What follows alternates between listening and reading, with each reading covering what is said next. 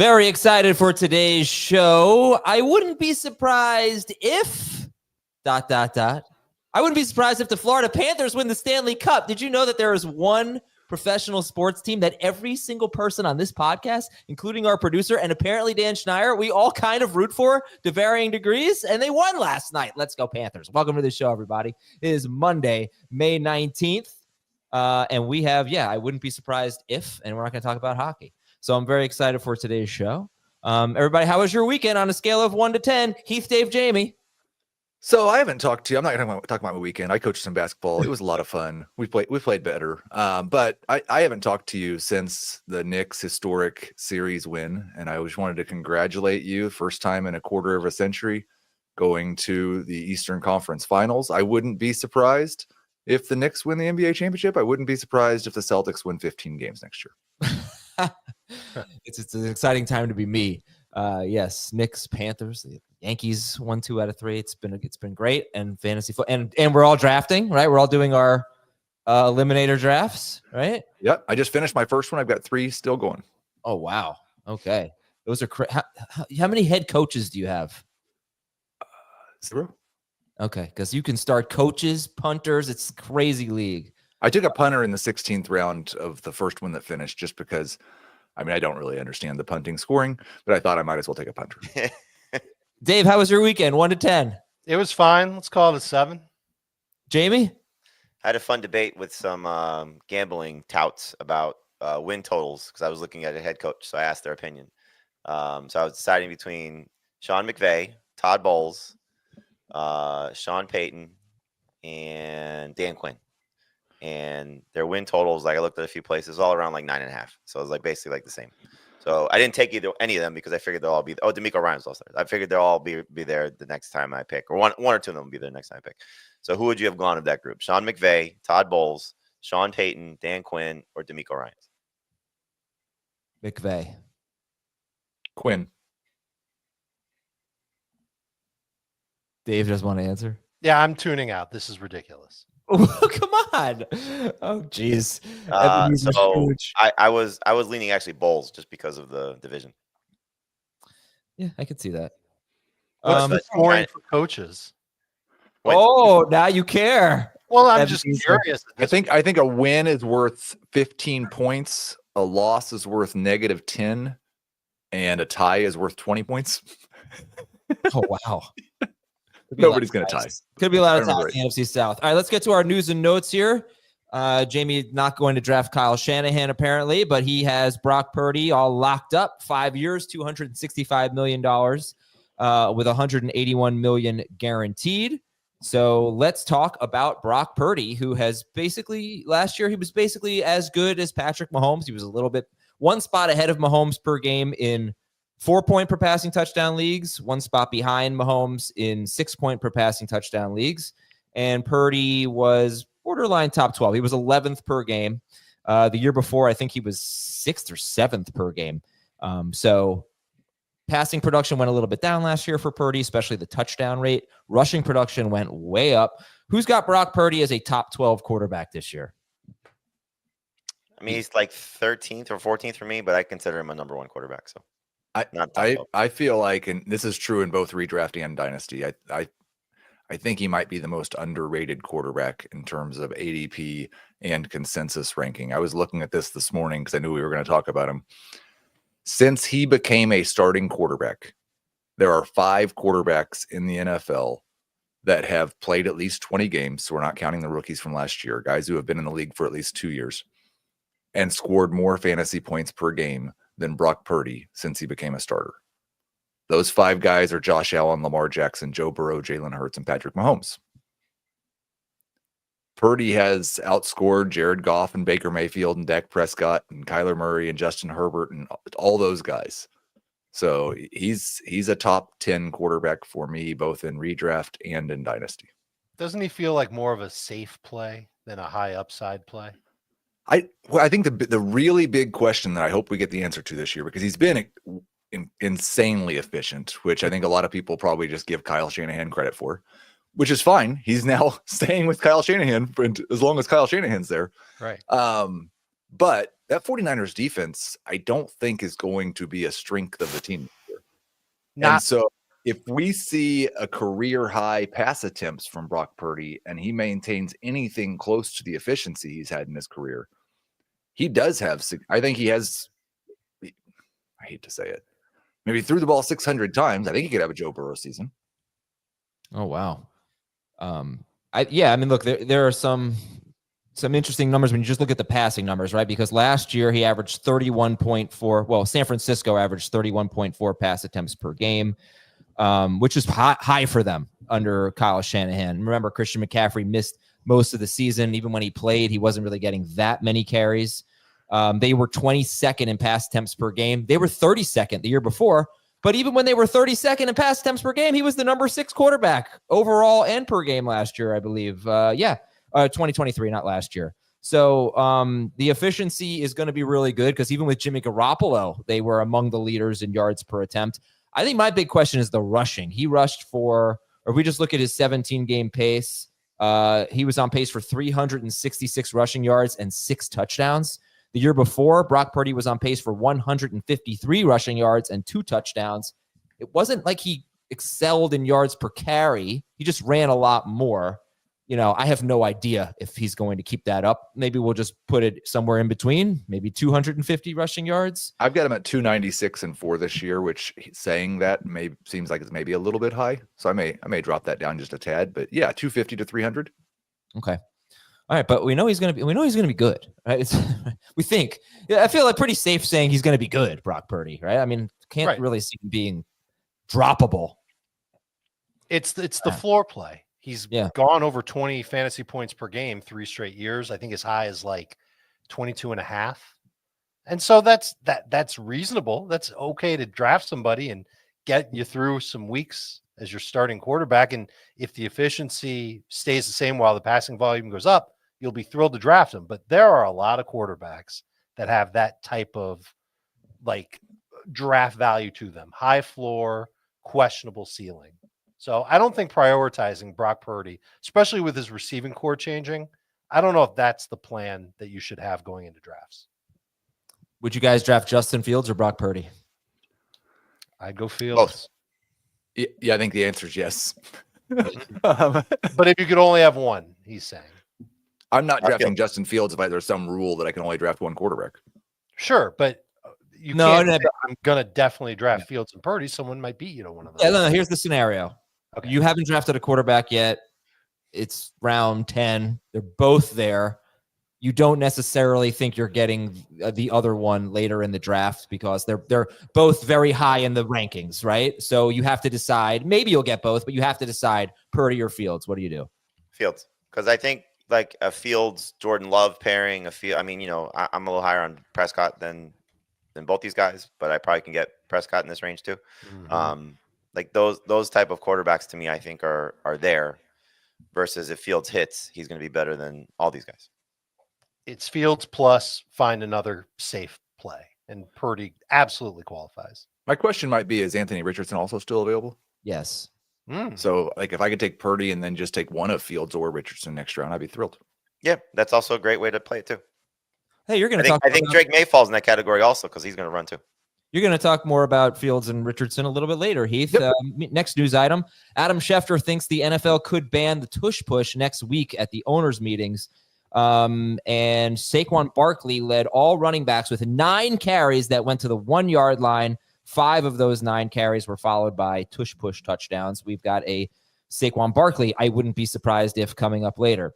Ian O'Connor, who wrote a book about Aaron Rodgers, was on the radio and said that he thinks Rodgers could join the Steelers by the end of the month. Meanwhile, NOLA.com's Jeff Duncan says the Saints are not considering Aaron Rodgers. Jordan Renan of ESPN thinks that Jackson Dart will sit his entire rookie season if all goes well. But I think everyone's LOLing at the all goes well part. And Dave, what did you think of the Caleb Williams kind of eye-opening story that came out, I think, on Friday? That he originally didn't want to play for Chicago because that's where quarterbacks go to die. I think every quarterback that goes to Chicago thinks that at some point. And then they eventually do what Caleb did and think to themselves, well, I can be the one who's different. Yeah, but also the reason why he can't be the one who's different, especially with Ben Johnson designing plays. I'll just read from the ESPN article. At times, Williams said he would watch film alone with no instruction or guidance from the coach. Quote, "No one tells me what to watch," Caleb Williams told his dad. "I just turn it on." I'm sorry. But you're a professional quarterback in the NFL. Like, so what? Yeah. I understand if the coaching could have been better, but you didn't watch film in college. You just go into the room and you just don't know what to do. No, I think the coaches really should be there as a rookie quarterback to help him with these concepts. There was a I think it was Kurt Warner that kind of sounded off on this a little bit on social media over the weekend and basically said nobody told me how to watch film. I wonder though what the context is. Like, was he told go watch some film and then we'll circle back and we'll talk about it? Or was it, hey, it's your film session time, when typically I would hope in college there was a coach working with him, quarterback coach or something like this. This is kind of damning on both sides. It's damning on the Bears side of things, damning on his side of things, that he is using this as an excuse. And also, like, where's the quarterback coach? Where's the offensive coordinator? I would be shocked if Ben Johnson is not having dedicated personnel, him on down, to be spending as much time as possible with Caleb Williams, but also expecting Caleb Williams, hey, go do 10 hours of film session between now and Sunday, or 20 hours of film session, or 60 hours. Look, nobody's going to be Peyton Manning. That's the extreme. Or a few guys are going to be Peyton Manning. But to sit here and say that he can't, to Heath's point, watch things on his own and still be successful as a result of it, what he's seeing and what he's not seeing, like, he's got to go hand in hand. Yeah, fair. All right, well, it was an interesting story, and hopefully happier times are ahead for the Chicago Bears, who are trying to get a dome stadium. I'm sure he would love to play in that. What's coming up on FFT Dynasty this week? Dan will be on tomorrow. We're doing a rookie rankings refresh, talking about some of the things that have changed in my rankings due to the people I've talked to and the rookie drafts that I've been a part of. And then I'll have Matt Okada on Friday. All right. Listen, we're going to take a break on fantasy football today. We'll get into our main topic. I wouldn't be surprised if, but we got a very important shout out to give when we come back from this commercial. We'll be right back.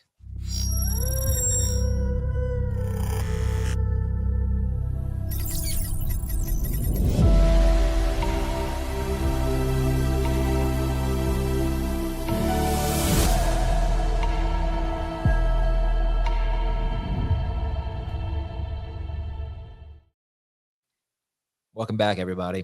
So we got an email over the weekend from Mike from St. Helens, England. And this is a good time to remind everyone it's May 19th. Not too far in the distance here is Draftathon, where every year we raise money for St. Jude, which is obviously an incredible charity. And the last couple of years we've hit 6 figures. So we want to do that again. But Mike wrote us an email telling us, he said, in July 2024, after feeling ill for a few weeks, I was diagnosed with non-Hodgkin's follicular lymphoma. Hope I said that right. Blood cancer. I've had 10 sessions of chemotherapy and gone through some really hard times over the past 10 months. But on Friday, I was given the all clear and I'm in remission. And he wrote it to us, say that, he's been an everyday listener basically since 2020. And, he was just listening to us during his tough time. So we appreciate that. But, I just wanted to give a shout out to Mike, who crushed cancer and wants to be kind of an inspiration for anyone else in that situation. As I asked him, is it okay if I give you a shout out on the show? So he just wants, he wants anybody else going through that to know that he did it. You can do it too. And we're going to raise a lot of money for St. Jude this summer and into draft season. So just be around for that. And hopefully you're in the position to help donate this upcoming summer and all the way through August for our draftathon. Unless I missed something, has he talked about he was there again recently to St. Jude and just the experience that you went through going through and seeing the facility? Yeah, I think I might have referenced a little bit, but no, it's every time that I go there, and I've been fortunate enough to go, I think 4 times in the last 2 years. It really is amazing. Not like to see the facilities, and they continue to build new buildings, and explore new frontiers, but also to hear, I think a lot of people think we're raising money for St. Jude, so we're helping this specific group of kids that are able to go to Memphis and get their treatment for free. And that's true, but also that the research they're doing there, and then they don't keep that all to themselves. They share it with the world. You're not just helping kids that make their way to Memphis, but you're helping kids all around the world who are battling childhood cancer. So great group of people, and they're doing a lot of great stuff. And it's really motivating to go there and see it and then come back and try to help find ways and creative ways to help raise money for them. That's awesome. Good stuff. Thank you, Heath. And again, thanks for the email, Mike. And Mike, just the last thing he said to me after I made sure it was okay for him for me to read his email on the air, he said, "Keep up the amazing work, keep picking on Dan, and kick his arse this year in tennis." So I intend to do that, Mike. You can do all but one of those things. You're right. I can't keep up the amazing work. All right, let's go to I wouldn't be surprised if Jamie responded to the text message first, so you get to go first. Jamie says, I wouldn't be surprised if Saquon Barkley is not a top 10 running back, and if 6 rookie running backs crack the top 20 in PPR scoring. Right. But let's start with Saquon Barkley. You wouldn't be surprised if he's not a top 10 running back? What? I'm nervous. You look at the history of the two things that he's dealing with, a lot of work and 2,000-yard rushers. And so he's coming off a season where he had over 430 total touches, including the playoffs, which is just, so much work for a guy that's 28 years old. And then you look at the history of 2,000-yard rushers. There's 8 of them. 2 of them got significantly injured the following season, Terrell Davis and Derrick Henry. There's a 500-yard decline on average for all of these guys. And so if you're talking about losing 500 rushing yards, you said it before, he could have more touchdown potential if the tush push is banned. But I don't think even if the tush push is banned, they're getting away from quarterback sneaks.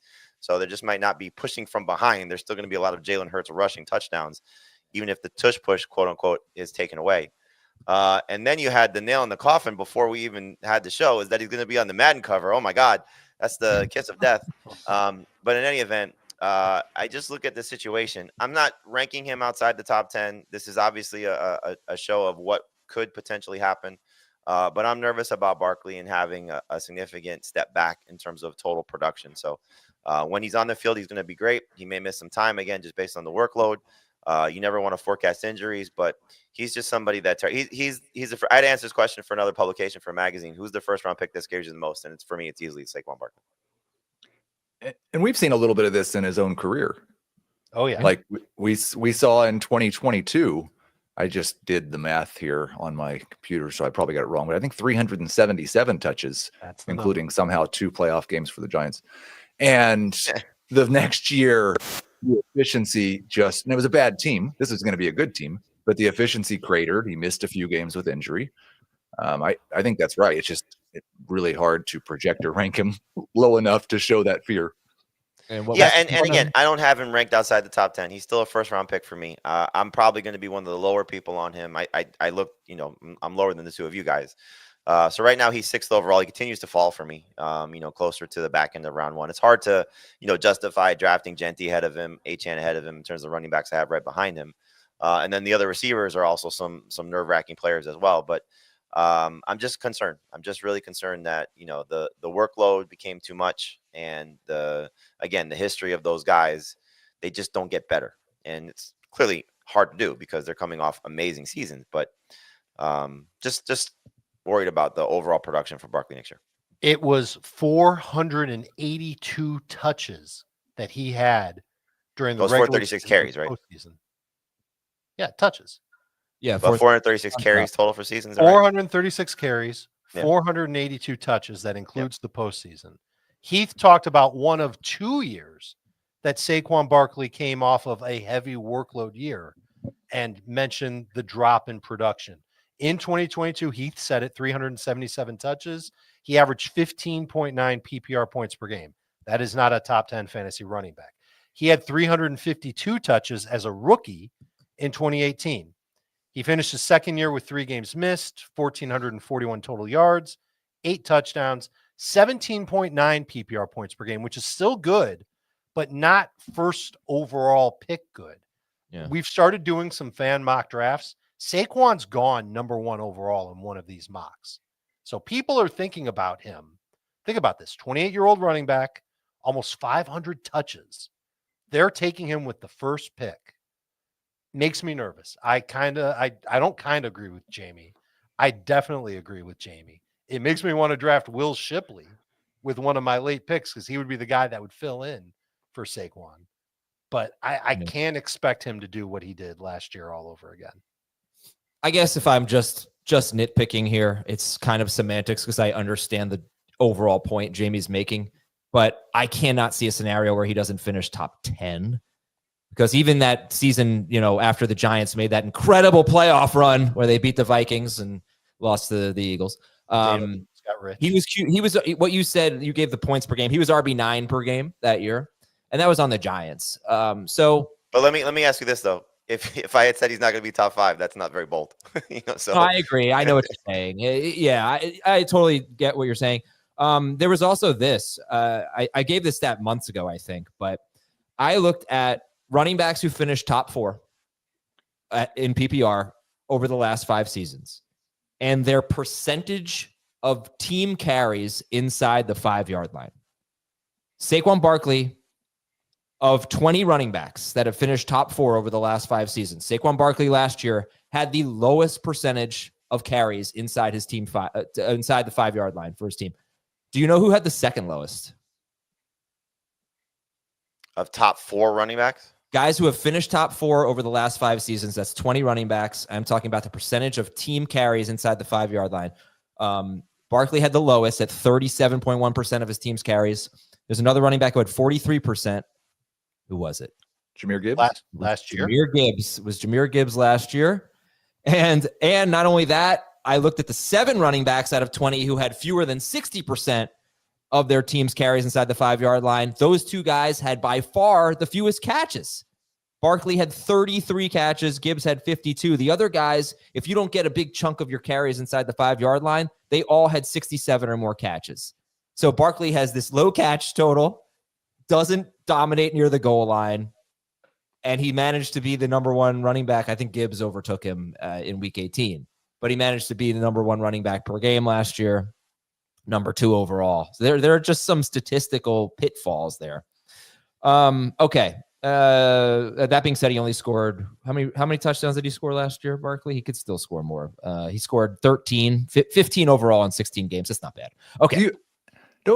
One last thing on Barkley, like this whole tush push thing, and I do think that it's dumb that it's legal to push a player forward and illegal to push a player backwards. So I think they should ban it. But I still think Jalen Hurts is probably going to be the best, if not one of the top 3 quarterbacks at quarterback sneaks, whether someone's pushing him or not. The guy's a quarterback who squats 600 pounds. Yeah. Like he's still going to score a lot of rushing touchdowns from the 1-yard line. But it's also like you eliminate the push from behind. They're still so good at getting leverage on the offensive line. The offensive line is still good. He's so elite at this. Like they're not changing their philosophy if the pushing from behind is banned. Yeah, exactly. Yeah. All right. Jamie said I wouldn't be surprised if 6 rookie running backs crack the top 20 in PPR scoring. Genty, Harvey. This is how you have it ranked? Yes. Genty, Harvey, Hampton, Travion Henderson, Judkins, Caleb Johnson. So the first 4 are already ranked in the top 24 for me. I think Henderson is at 23, so he's the lowest of the number 2 running backs based on the numbers that we use to qualify, top 12, top 24. Judkins and Johnson are just behind that group. So I'm not really stretching where I believe it to be already, how these guys can finish. And you can see a path to success for all of these guys. Genty's easy. Harvey looks like he's going to be a 3-down running back for the Broncos, playing for Sean Payton. That's going to be awesome. Hampton's a little bit one. Hampton and Henderson are the ones I think that are tougher to see the easy path to success because they're guys that they're going to be competing with that have somewhat of a track record. Henderson, we know what Josh McDaniels does with pass catching running backs, and the guy in front of him is Ramondre Stevenson, who hasn't exactly been a dominant running back and has a fumble history. So you can see him being not just the 3rd down back, but also, or not just the passing down back, but also the featured guy there. And then in terms of, Judkins and Johnson, they could be the leading rusher on their team right away and obviously have goal line work in front of them as well. So look, it's banking on a successful rookie, on a prominent rookie class coming into the NFL. For the most part, these guys ended up in great situations, and the ones that are in some, muddled situations, even with Amari Hampton, wouldn't shock me by the middle of the year if his talent just, pushes, Najee Harris to the bench, similar to what happened in Pittsburgh last year when Jalen Warren got healthy toward the end of the season. He was getting some more work. So just like the setup for all these guys for the most part, and I think they all have the chance to be really successful in their rookie seasons. Okay. I don't think there's much to say about that.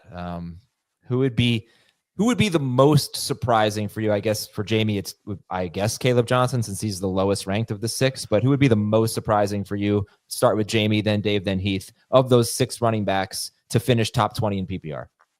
I kind of lumped Judkins and Johnson together. So one of those two, just based on, again, their potential lack of work in the passing game. So I don't like to bank on touchdowns so much. And I think those guys are going to have to score probably close to 10 touchdowns to be safely inside the top 20. And they have still some, competition that you got to be somewhat concerned about. Dave? I got to rank it this way, but I think Judkins is the one that I would be most concerned about. Just based on the offense that he's in, I think it's a little bit of a dicier situation than what Caleb Johnson has in Pittsburgh.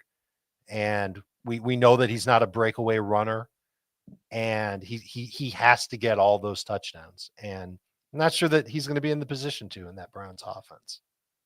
If we include the possibility of doing this in any format, then I don't think it would be that surprising at all if any of them did. But in full PPR, I'd be most surprised by Johnson and then Judkins. In non-PPR, I'd be most surprised by Henderson. Mm-hmm. That's fair. What we haven't talked about with Henderson really is the Patriots had, by the metrics and just by what everyone says, the worst or one of the worst offensive lines in the NFL last year. Just drafting Will Campbell and signing Morgan Moses changed that so much. I don't know. I still think that the Patriots might have a really bad offensive line.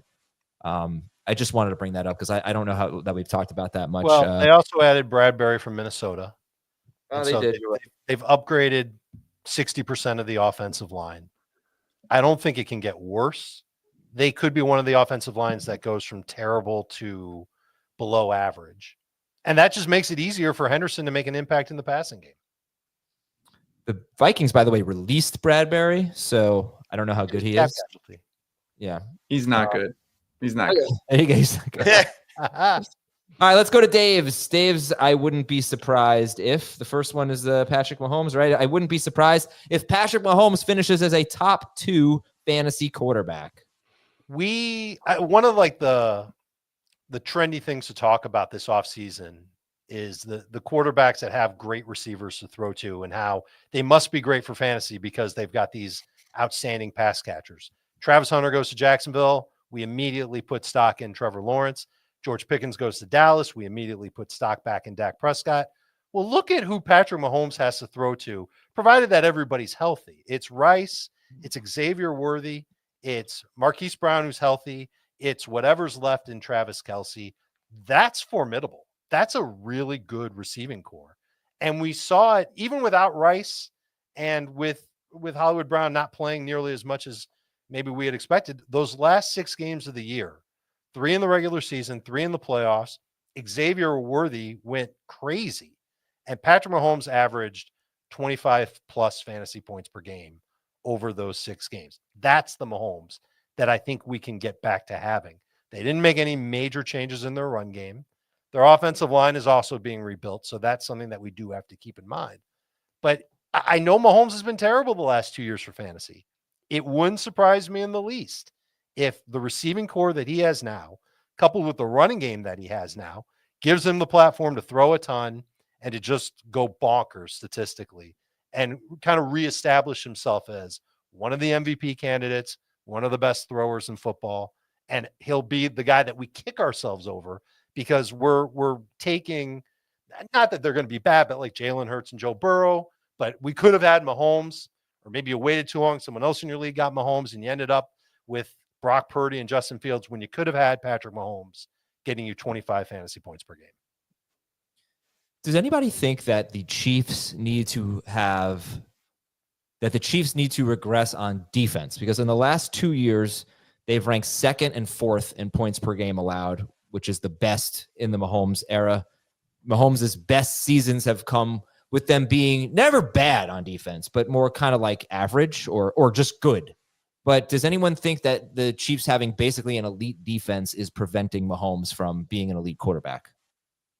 Partially. Also, Jacob Gibbs has been doing these great cut-ups on Twitter of like every quarterback's throw from a clean pocket over 20 yards. Yeah. And you'll see on there, and we've talked about this a couple times before, but there's like 3 fantasy points per game that are lost on deep throws down the sideline to Xavier Worthy, where it was like the year with Trevor Lawrence and Calvin Ridley in the end zone where they had 16 almost touchdowns or something. Yeah. Like a lot of that might just clean it up too. But yeah, the defense is a little bit of a problem. Mahomes completed 3 of 17 passes of 20 or more air yards to Xavier Worthy. And we outlined it. We showed the screenshots. There could have been so many fantasy points there. Okay, Dave's second one is, I wouldn't be surprised if he's got a double dip here. Tyler Warren leads the Colts in receptions. Colston Loveland finishes 3rd on the Bears in receptions. I think the Warren one is definitely bolder, so you can start with that. I love the opportunity that he's got. I obviously love the talent. This is a guy that can help a inferior quarterback complete more passes in the short range. He did it at Penn State. He might have had a better quarterback at Penn State than he'll have in Indianapolis this year. But this is an outstanding athletic moose that can add yards after contact and yards after the catch, just like he did in college. I think on his runs last year, it was 5 yards after contact per rush, and on catches, it was 6.9. So it's like you're guaranteeing yourself an extra 5 yards every time he touches the ball. I also I don't know why they paid Michael Pittman as much as they did. Something tells me that they're starting to sour on him a little bit. The guy on the Colts that might actually threaten Warren the most to lead the team in receptions is Josh Downs, because he's so explosive, and he's another winner in the short area passing game. But Warren, to me, is a guy that can just line up anywhere. He can make plays happen after the catch. He did it a ton in college. I think he can do it again. You can get him later on draft day than Colston Loveland. Loveland's getting picked first. And to me, it's not necessarily about talent, because I think Loveland's the better pass catcher, like naturally and also further down the field. It's just a rougher situation for him because he's sharing the field with so many other talented pass catchers. I'm not sure if that's going to happen to Warren in Indianapolis. The other thing I'll tell you is that Steichen's track record with tight ends before he got to Indianapolis was really good. He had Hunter Henry in LA with the Chargers. He averaged, I want to say it was like 10.5 fantasy points per game in PPR. Not great, but not terrible. Goddard averaged over 11 PPR points per game in each of 2 years with Steichen. Steichen's been trying to find a tight end to be a guy that they can win with in the middle of the field. He hasn't been able to do it. All the names, Mo Alley Cox and Kylan Granson. Like they stink. He couldn't do anything with them. Now he's got a certified stud that he can win with in the middle of the field, which is something that Michael Pittman couldn't do all the time. So I could see Tyler Warren having a slew of targets every single week, being a factor inside the 20, not at the 5, and being the leader in receptions for Indianapolis as soon as this year. Okay, fill in the blank. Jamie, I'll start with you. If Tyler Warren leads the Colts in receptions, then blank. Josh Downs and Michael Pittman stink. That's kind of where I was leaning to, yeah. Heath, if Tyler Warren leads the Colts in receptions, then I'm too low on him in my tight end rankings. Does anybody want to say, does that mean anything for Richardson or Jones? No, because it could be play out. They're posting some fun highlights of both these guys. The Team X site, Twitter site. Man, Richardson had a bomb in practice. You see the arm talent. Question: Did they go to slow motion when he threw the ball and then speed it up when someone caught it? Overplayed, overdone, annoying. Just stop it with that. I hate that. Oh. Stop with that. I think the reason I say it doesn't tell us anything about the quarterbacks is Jaden Reed led the Packers in receptions last year with 55. Yeah. So if Tyler Warren leads the team with 55 receptions, then the quarterbacks are awful. If he leads the team with 0.6 80 points per game. If Warren gets that, you'd sign up for that right now with a late round pick. Well, I don't think he's probably going to average quite as many. Like Jaden Carries. Reed averaged 11.4 yards per target. I'd be surprised if Warren averages that's probably 11.4 not yards per reception. I think the fun thing about both these rookie tight ends is there's so much upside, and you could see the pitfalls, with the target crunch for the Bears, and obviously Caleb Williams needs to take a significant step forward, and then clearly the quarterback situation for the Colts and that entire passing game. Plus, there's also some other mouths to feed there. It's kind of funny that I think we're, myself included, as I just said, dismissing the talents of Michael Pittman and Josh Downs. And Pittman was playing through a pretty significant back injury from what we were told, toward the end of last season and in the offseason. And Josh Downs, I think it was Jacob, saying how good he could be this year. Even in the current, scheme of things, knowing how we performed last year, a lot of that had to do when, Richardson wasn't there, but you still see the path to success if these quarterbacks, whichever one is the starter plays better. So they're just, I don't want to get caught up, and I hope people, our audience doesn't get caught up in thinking that one of these guys is going to be Brock Bowers. It's not as much draft capital was put into these guys in the NFL draft as first round talents. Like there's not the same path for these guys right now. Clearly that could change. Injury to the Bears receivers, trade maybe. Same thing with the Colts. Richardson not much better.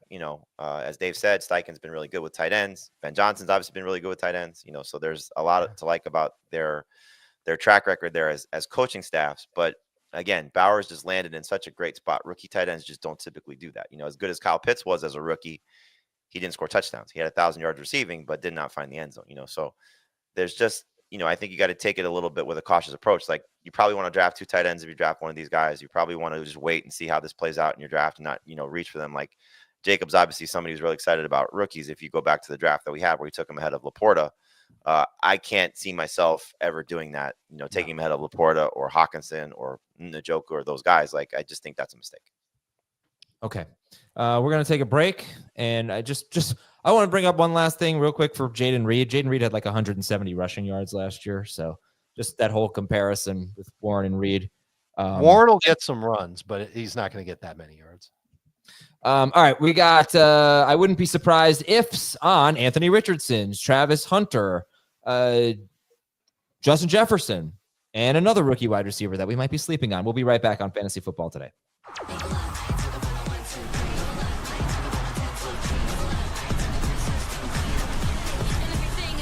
I mean, can't you see it? The game is evolving. Records are breaking, and the stars are shining. Here on CBS Sports Network. All right, Heath, you are up. You would not be surprised if Anthony Richardson or, why do I keep saying his name wrong? Anthony Richardson or Justin Fields is a top 6 quarterback. This one probably is the least, like nobody, I think, would be that surprised if one of these guys did that. But I thought looking at our consensus quarterback rankings where we have Fields at QB 14 and Anthony Richardson at QB 19, it's worth mentioning that both of these guys have not just top 6 upside. I'd be surprised if one of them was top 4, but they have that type of upside because of what they can do with their legs. We've already seen Justin Fields run for 1,000 yards in a season. Anthony Richardson could have a Jalen Hurts type season where he leads all players in rushing touchdowns with his red zone rushing ability. You don't have to draft these guys as starters, but when you're looking at them compared to the other guys in the QB2 range in our rankings, they have a level of upside that no one else there does. Okay. Anyone thoughts? Richardson or Fields being a top 6 quarterback? I mean, yeah, he's right. It's just, will the passing numbers sort of, support what those guys need? Clearly that's been lacking for Richardson and even Fields. The year that he ran for 1,000 yards was 2022, right? Before he had the better passing season in 2023. I think the nice part about these, as Heath just, alluded to, and we sort of touched on earlier, is the where you can draft these guys. And that's the best part about it, is these are 2 of the guys that we'll probably look back on and say, if they hit, why you shouldn't be drafting quarterbacks early. Because if they do get to the level that they're capable of, they're just going to shatter their ADP. And so that's the fun part about it. I'll have Richardson ranked a little bit higher once he solidifies himself as the starter. I have him just sort of, in a cautious range of Daniel Jones potentially stealing the job, because I think that's possible. But I think for Fields, the fact that they're so supportive of him, paying him, and everything that they're saying, that they're not going to, give him a short leash, which I think is great. He could be phenomenal. I'm going to give you some stats. What do you think about this? For, let's say, Justin Fields. 3,678 passing yards. 24... probably.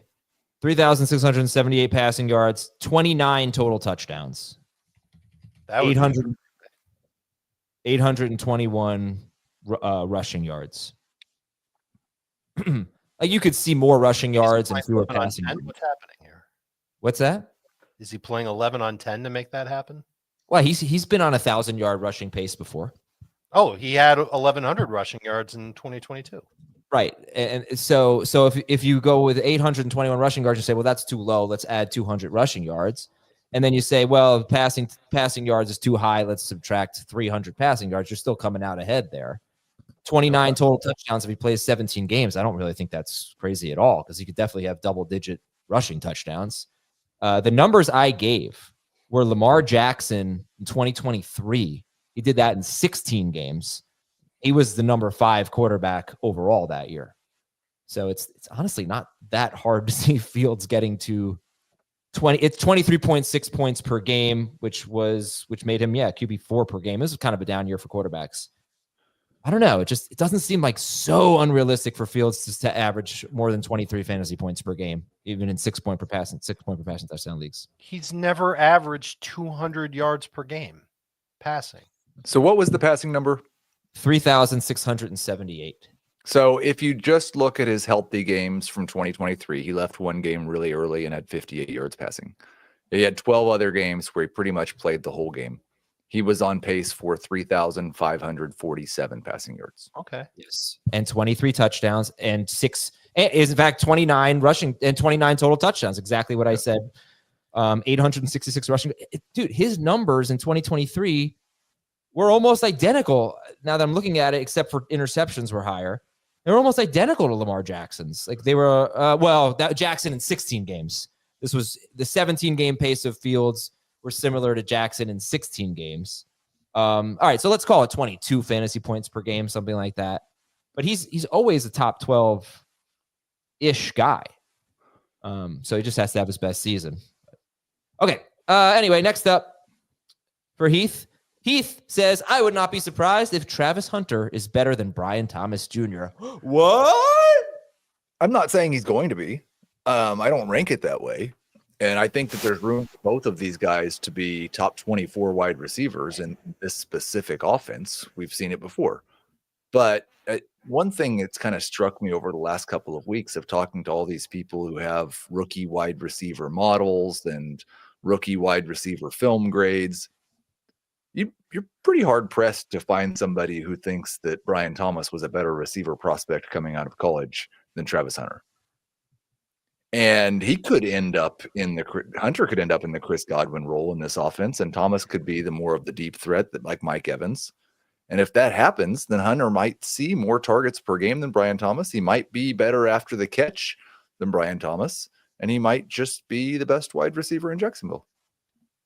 At this point, are you just, until further notice, assuming that Travis Hunter is going to be more or less a full-time wide receiver?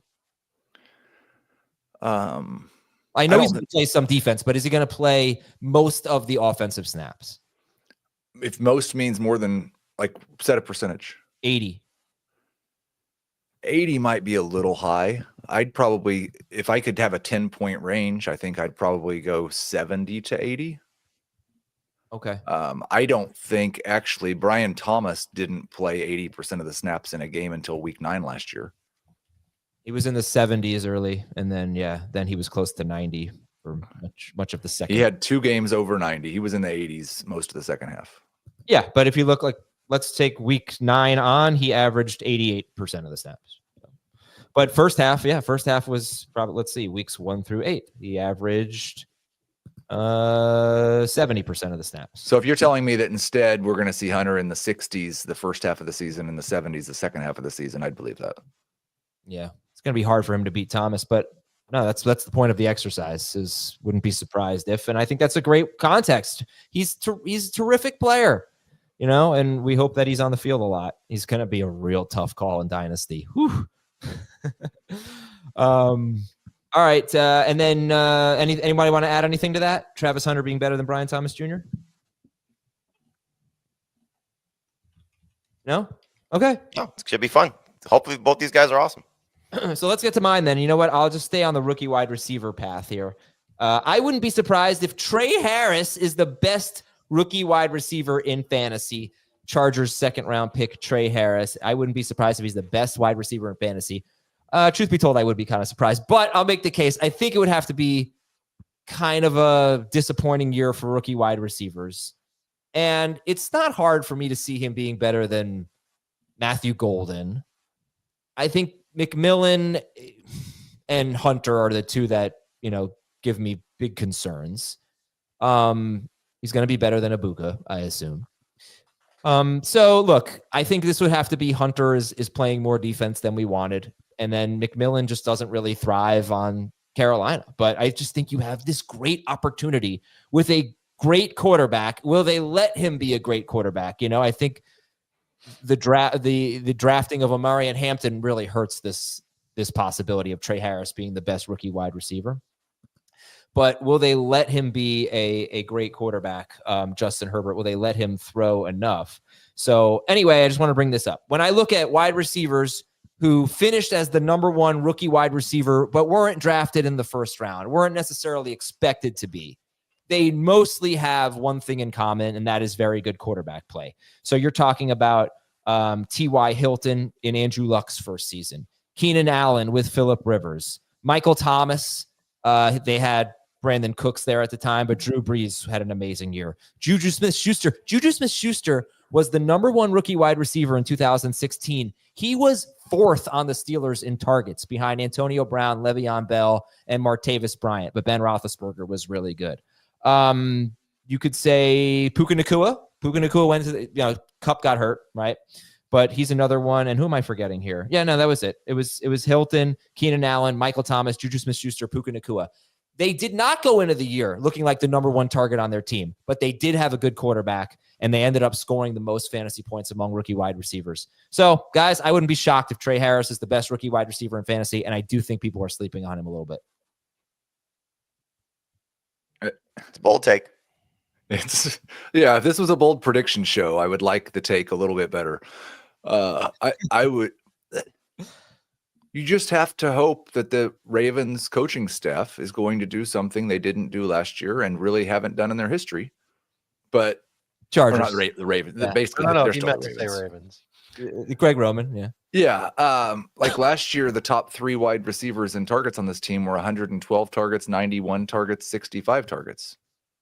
That's I have him and Ibuka projected very similarly. Harris has a higher target share, but the pie is just much smaller. So how much is it? I'll just give you this real quick, Dave. You can jump in on this because you've been high on Justin Herbert. Justin Herbert, in his last, I think it's after their bye, he averaged like 31 pass attempts per game. And that's not great, but it's better. But it's not going to be, amongst the bottom. It'll probably be something like 22nd in the NFL. So, and it didn't necessarily just have to do with when J.K. Dobbins was hurt. I looked at those games too. They just threw more after their bye, which was an early bye. So, yeah, Dave, go ahead. I interrupted you. I don't think Tre Harris is a complete receiver yet. I mean, he effectively ran two routes the most of the time that he played at Ole Miss. And there were plenty of plays where he didn't run a route at all, a passing play, where he didn't run a route at all because the read was away from him on the other side of the field. I think he can be a good contributor for the Chargers offense as soon as this year. But I think we're making a big stretch to say that he's going to end up being even close to the top rookie wide receiver. Like a lot's going to have to go wrong with other wide receivers across the league for Tre Harris to be that guy. It's got to me, it's got less to do with how often they throw or who else is there, and much more about who Tre Harris is as a receiver right now. But there's only two, to me, like maybe you throw Golden in there. There's only 2 or 3 wide receivers that look like they're definitely set up for more success. And I could see it going wrong for all of them. Hunter would shock me if he were worse than Tre Harris, but it would have to be that he's playing more defense and less offense than he wanted, and that's in the cards. McMillan. No, it's not. We haven't been told that. No, the world hasn't reported that. Not yet. But everything out of Jacksonville is Travis Hunter is going to be focused on offense first. Yes, that is true. But again, we don't know that he's going to play more than 70% of the snaps.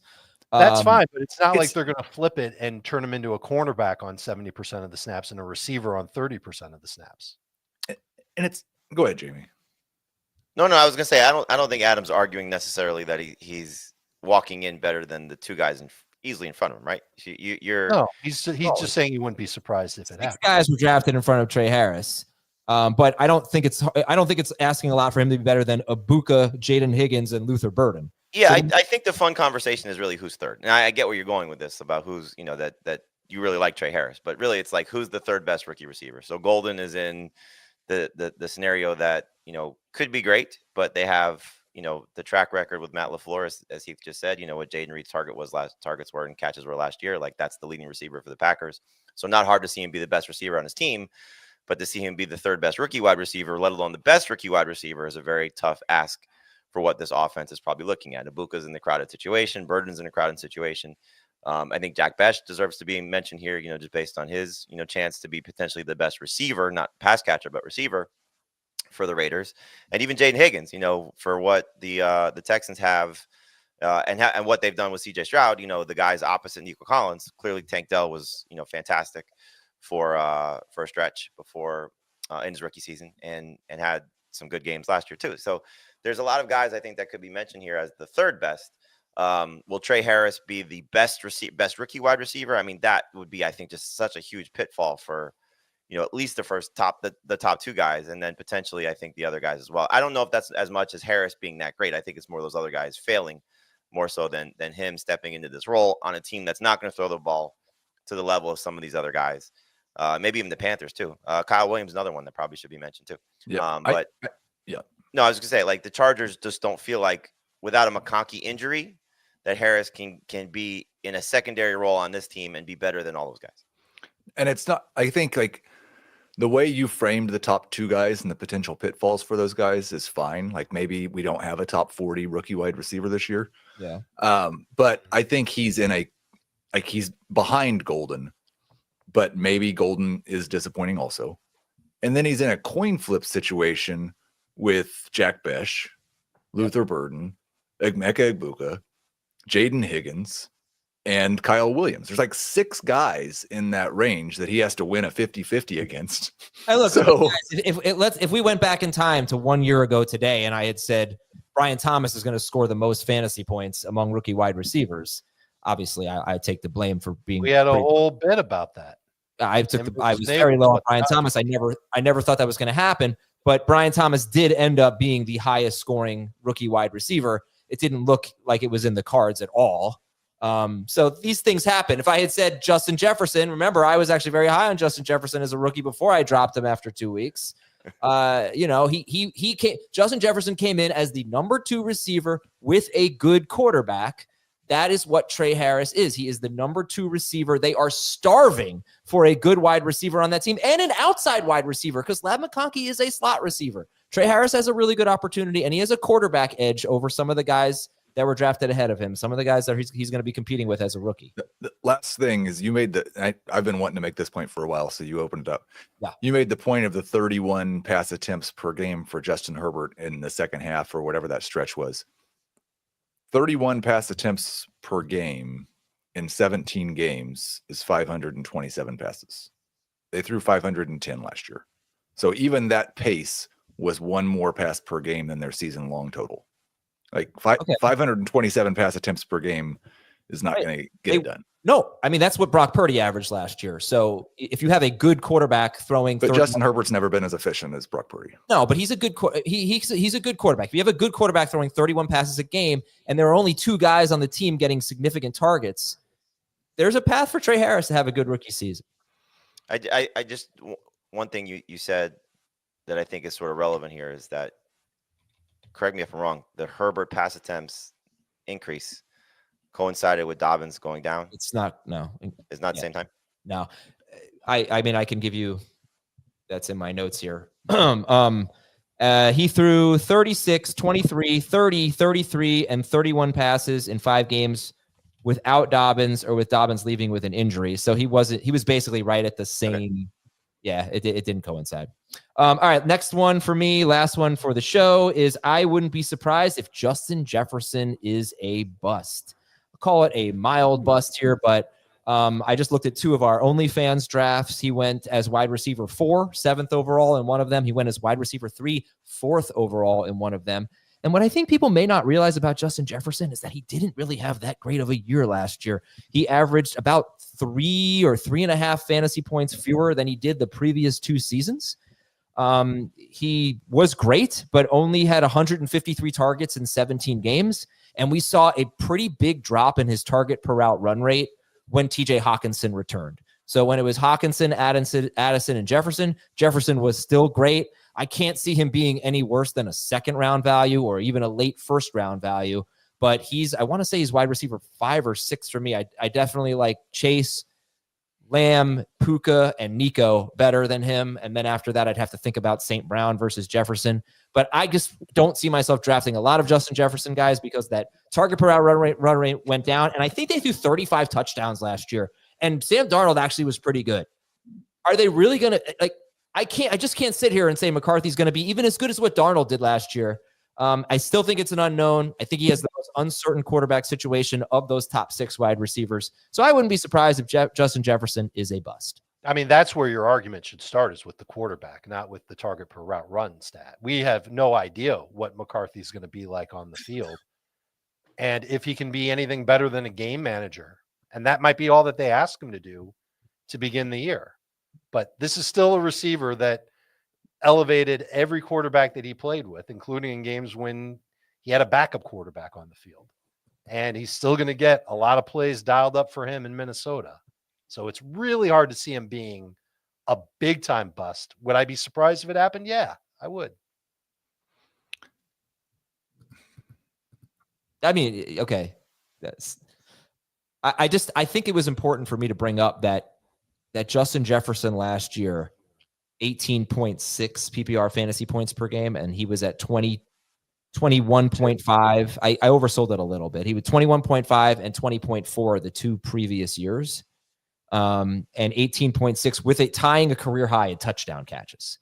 So I think even based on last year, he wasn't as good as what he was in the Kirk Cousins era, and they didn't throw as much. And their defense is kind of like the Chiefs. Their defense got elite last year. Mm-hmm. So I just want to bring that up. You know, if he better do better than 18.8 points per game if you're drafting Justin Jefferson with a top 5 pick. I just want to say You'd that be Sam upset Darnold, if you got 18.8. If I draft him with a top 5 pick, yes, I would. I want 20 points at least from my top 5 picks. Well, if he's 18.8 and you call him a bust at the end of the year, we're going to roast you. Just like mild bust. And it's also like I have a real hard time with. I'm not sure this first-time starter quarterback can be as good as Sam Darnold. Sam Darnold had played 66 games before he got to Minnesota and had 63 passing touchdowns, 56 interceptions, and averaged 6.7 yards per attempt. I'm aware. He was awful. The Vikings made him. Yes. I get it. But at least Darnold had experience. I'm not arguing the other way on this at all, but the one thing that Darnold did have was 66 games of experience, whereas JJ McCarthy has like 1.5 preseason games max. So someone says Jefferson is QB proof, and I agree. He is QB proof, but I just want to put that in perspective. If you're drafting him as the 3rd, or some people might draft him as the 2nd wide receiver off the board, I think that might be a mistake because he is amazing. But like, I think he's got a little bit of a Julio Jones things here where he's never scored more than 10 touchdowns, receiving touchdowns in a season. And if you want the guy to be the number 1 receiver, he's probably going to have to score 13. You know, could he have that kind of season? I mean, he's good enough to do it, but I don't see the Vikings throwing 40 touchdowns. Like, it's not like, he doesn't have the touchdown upside, I think, of Chase. Obviously, no one's taking out of Chase. I'm rambling here, but I just want to bring it up. He wasn't. I don't think he was top 5 pick good last year, but he was number 6 wide receiver per game last year. 2 of the guys ahead of him were Rashee Rice and Chris Godwin. So take that for what it's worth. So just so we're clear, you're going to drop Justin Jefferson at some point for Tre Harris. Tre Harris, 100%. Yes. All right. I've made my case. You all can make fun of me now. And thank you very much for watching and listening to Fantasy Football today. All right. For Dave, for Heath, for Jamie, and for Thomas, I'm Adam. We will talk to you on Wednesday with another edition of FFT. See you later.